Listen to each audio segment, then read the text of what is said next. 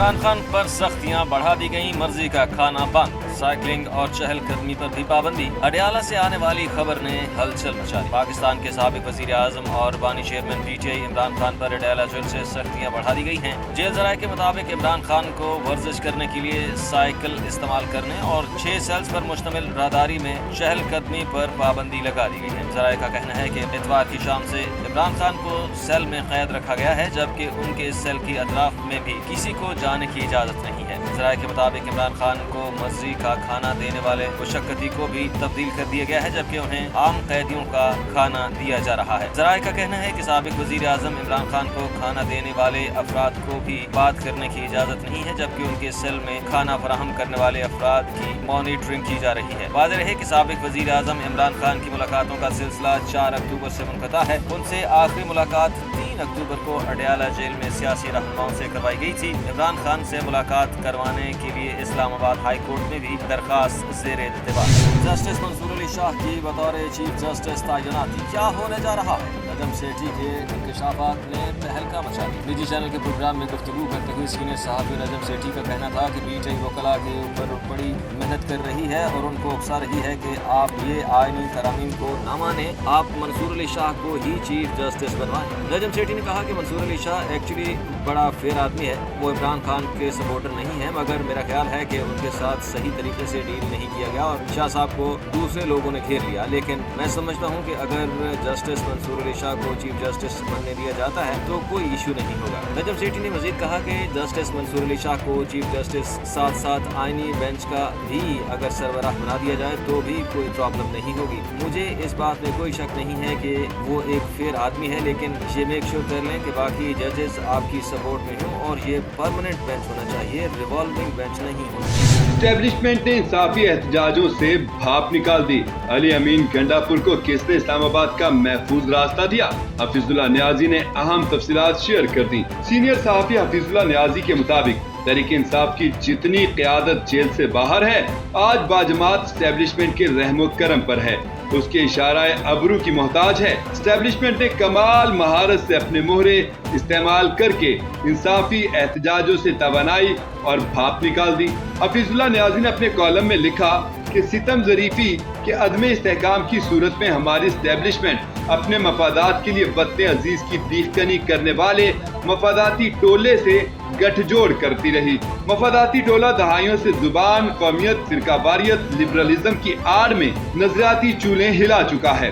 10 साल पहले सियासी मस्खरों ने सियासत नहीं रियासत बचाओ का ड्रामा रचाया। ब्लॉग में हफीजुल्लाह नियाजी ने मजीद लिखा कि 2018 से वतन अजीज में हाइब्रिड सिस्टम मुतारिफ है। हुकूमत को धचका, गेम बदल गई, नवाज शरीफ इन नई जंग का खतरा।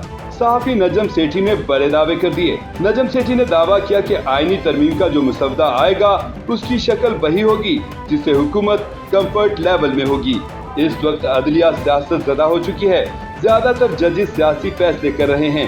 हुकूमत इसी खतरे को रोकने की कोशिश कर रही है। पहले ये सोचा जा रहा था कि ऐसा चीफ जस्टिस हो जो सियासी फैसले ना करे, लेकिन काजी फायजीसा, मौलाना फजलुर रहमान और दीगर को काबिल कबूल नहीं, जबकि मंसूर अली शाह एस्टेब्लिशमेंट और हुकूमत को काबिल कबूल नहीं। बहुत से लोगों का ख्याल है कि मंसूर अली शाह उस तरफ चले गए हैं क्योंकि उनका जो फैसला आया है वो खतरनाक है।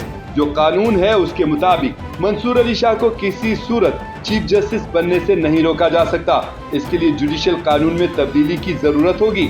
अगर इसी अदालत में आईनी बेंच बनाना है तो फिर देखना पड़ेगा। जुलूस निकालो, डंडे मारो, अब यही हैसियत रह गई है। चीफ जस्टिस काजी फायजीसा के अहम रिमार्क्स सामने आ गए। सुप्रीम कोर्ट में अराजी से मुतालिक केस की समाअत के दौरान चीफ जस्टिस काजी फायजीसा ने कहा कि जुलूस निकालो, डंडे मारो, अब ये हैसियत रह गई है वकला की।